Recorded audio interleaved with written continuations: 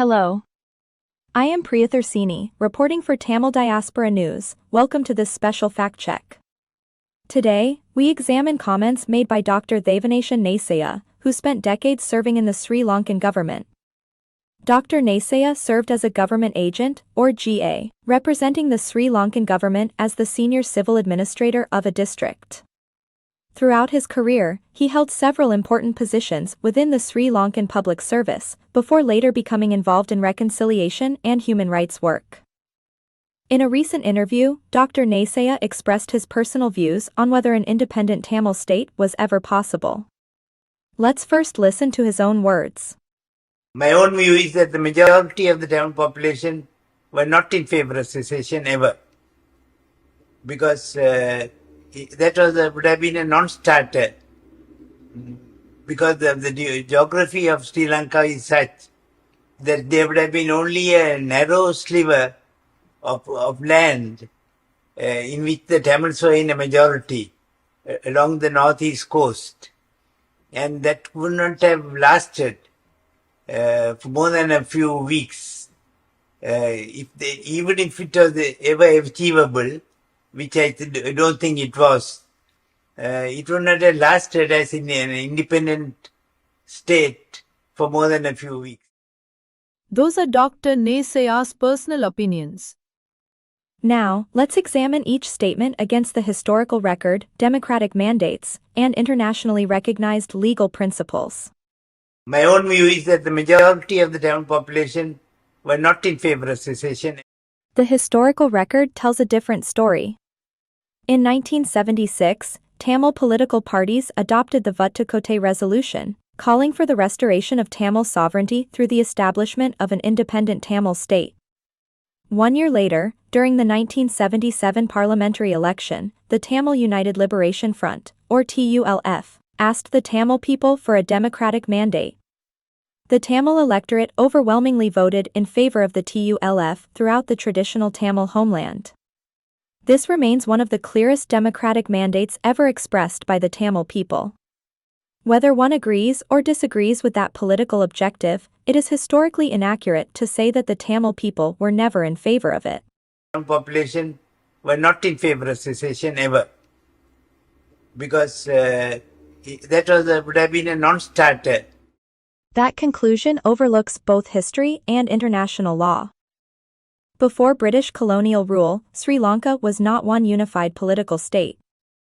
For centuries, there existed separate political entities, including the Kingdom of Jaffna in the north, and separate Sinhala kingdoms in the south and central regions. It was only in 1833 that the British unified these territories under one colonial administration, for administrative convenience.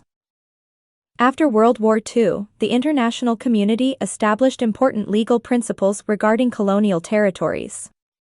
The United Nations Charter, Article 1, Paragraph 2, recognizes the principle of equal rights and self-determination of peoples. In 1960, the United Nations adopted General Assembly Resolution 1514, known as the Declaration on the Granting of Independence to Colonial Countries and Peoples. It declares that all peoples have the right to self-determination, and that colonialism should be brought to a speedy end. In 1961, the United Nations adopted Resolution 1654, establishing the Special Committee on Decolonization to oversee implementation of Resolution 1514. In 1970, the United Nations adopted Resolution 2625, reaffirming that all peoples have the right to determine their own political status without outside interference. Supporters of Tamil sovereignty argue that the British merger of historically separate political entities should be examined within this international decolonization framework. Whether one agrees with that legal interpretation or not, dismissing it as a non-starter overlooks important historical facts and internationally recognized legal principles. Geography of Sri Lanka is such that there would have been only a narrow sliver of land in which the Tamils were in a majority. That description is inaccurate. The traditional Tamil homeland consists of the northern and eastern provinces, covering approximately 1/3 of Sri Lanka's land area, and more than half of its coastline. It contains one of the world's finest natural deepwater harbors at Trincomalee, extensive fisheries, productive agricultural lands, valuable mineral resources, and strategic access to the Indian Ocean. This is clearly far more than a narrow sliver. It would not have lasted as in an independent state. History proves that the success of a country is not determined by its physical size.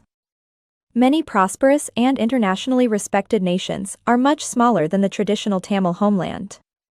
Examples include Singapore, Malta, Luxembourg, Bahrain, Qatar. These countries succeeded because of good governance, quality education, international trade, strong institutions, and cooperation with the global community.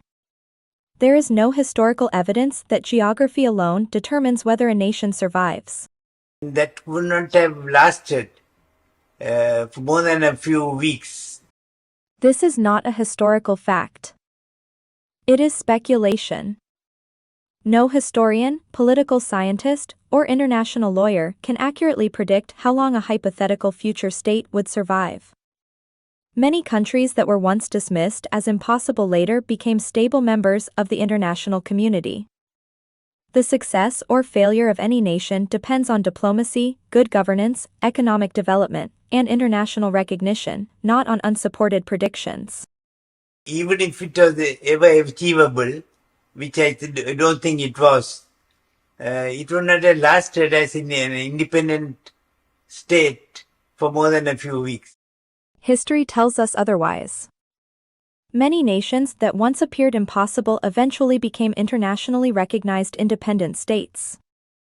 Examples include Bangladesh, Eritrea, East Timor, South Sudan, Kosovo. Each followed a different historical and legal path. The question of Tamil self-determination should also be discussed through peaceful dialogue, democratic principles, historical evidence, and international law, not dismissed without careful examination. History is not determined by opinions. History is determined by evidence. The issue of Tamil self-determination is not simply about geography. It is about a distinct historical identity. It is about separate political entities that existed before British colonial rule. It is about democratic mandates expressed by the Tamil people.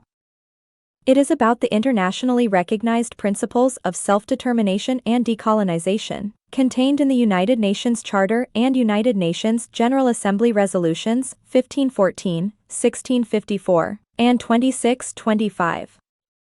People may disagree about the political solution, that is perfectly legitimate. But history deserves to be discussed honestly, international law deserves to be understood accurately. And the future of any people should be debated based on evidence, not assumptions. Thank you for watching.